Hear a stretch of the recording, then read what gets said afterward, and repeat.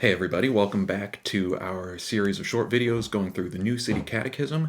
This week we're looking at question 2, which is a very important question. It's a really short question with a really long answer. The question is simply this: what is God?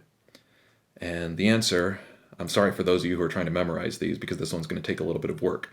God is the creator and sustainer of everyone and everything. He is eternal, infinite, and unchangeable in his power and perfection, goodness and glory, wisdom, justice, and truth. Nothing happens except through him and by his will. So that's a long definition. Let's just break it down really quick. First, it says God is the creator and sustainer of everyone and everything. Simply put, that just means nothing exists except because of and through God. Without God, nothing that exists would exist. Not just because he created it all, but also because he sustains it. So we don't believe that God is just a creator God who made the universe and then wandered off somewhere. He is constantly, intimately involved with his creation. If God stopped paying attention to this world for just a moment, if he got distracted for just a heartbeat, the very universe would cease to exist. That's what it means that God is the creator and sustainer of all things. And that's pretty cool. But what's this God like?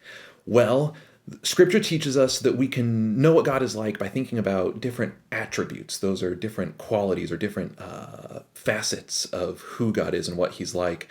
And it teaches us that all of these attributes are eternal, infinite, and unchangeable, meaning God's always been this way, he will always be this way, and there's no limit to these attributes. So there's no limit to his power. There's no limit to his perfection. His goodness is without limit. And all of these things, his glory, his wisdom, his truth, his justice, there's no end to these attributes of God. In fact, to even understand these things, wisdom, justice, goodness, we have to understand them in reference to God. He himself is the definition of these things. Then we get to the last part, which is probably the trickiest one for us, where it says nothing happens except through him and by his will. And there are two sides to this coin. On the one side, this means that every good thing in our lives, it comes from God, which Scripture teaches clearly. There's no luck, there's no coincidence, there's no karma. There is only the goodness and mercy and grace of God poured out on us.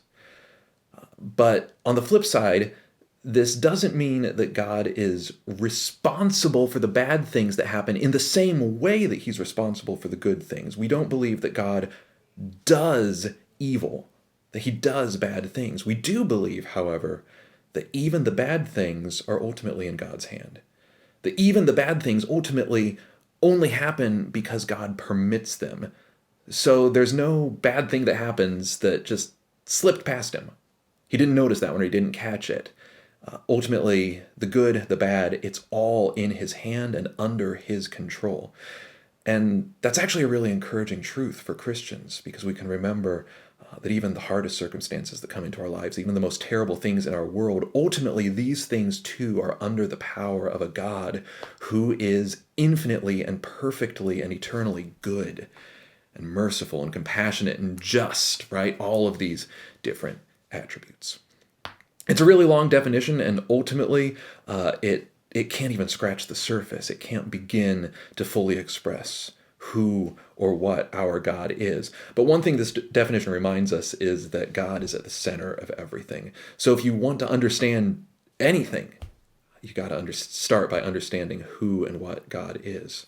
If you want to understand life, if you want to understand the world, if you want to understand yourself, you need to understand God. And ultimately, that's what we have the Bible for, and that's what we try to do as a church. I'd sure love for you to join us on Sunday morning as we try to go deeper in understanding these truths and getting a more complete understanding of the answer to the question, what is God? And maybe more important for us, who is God? That's all for now. I'll see you next week for question 3.